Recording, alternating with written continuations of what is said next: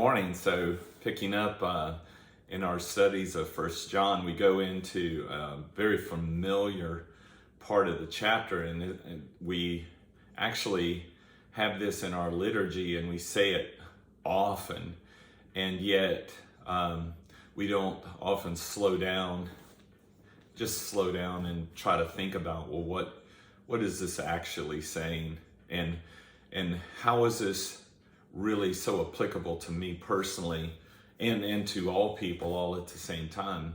So let me just pick up in First John, picking up in verse 8 and reading to the end of the chapter. So this is First John chapter 1, verses 8 through 10.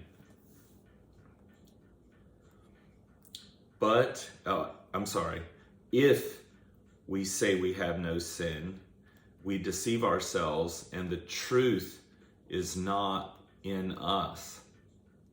So let me just stop right there and make a comment. In John's day, because of where he was preaching and teaching, which was in Ephesus and the surrounding towns and villages, which was a Greek-oriented world, the belief had begun to filter into those churches that sin, as it was defined by God in the Hebrew Bible, in the Hebrew scriptures, was not really and truly of any consequence. What mattered was the soul. What mattered was one's mind, one's soul. Did one have true faith in the heart? And so whatever bodily activity, whatever behaviors as defined by the God of Abraham, Isaac, and Jacob was not truly sin. So that had crept into the churches. So that's what verse 8 is addressing. If we say that we have no sin, we deceive ourselves and the truth is not in us. So right there, the Apostle John is telling us the whole Bible is the truth of God, and the whole Bible addresses the relationship between God and us.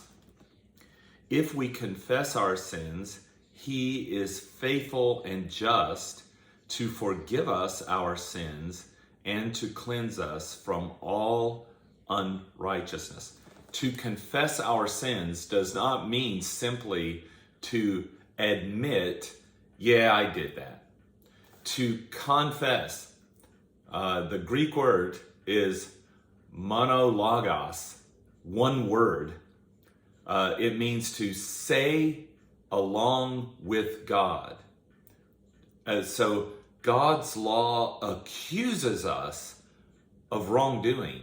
God's law accuses us of being offensive to God.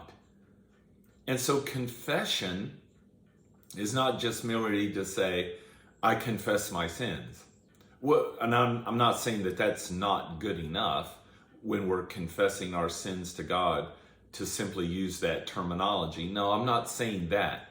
The attitude being addressed here is an attitude of the heart that wants to defend ourselves against the accusatory power of God's law.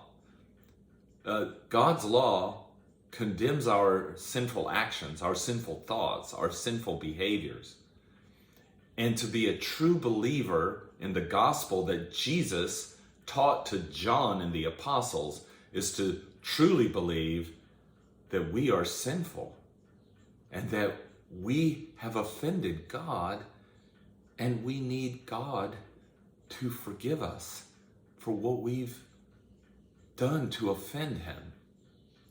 And to confess, then, is to say along with God, I admit that what your law accuses me of is true. That's true confession. But we're not left there. If we confess our sins, He, that is God the Father, is faithful and just. He's righteous to forgive us our sins and to cleanse us from all unrighteousness. to say along with God, to say, yes, God, what you say about me is true, is an expression of true faith. Brothers and sisters, let us then always, with a sober-mindedness and a true conviction of heart, confess our sins unto our Father.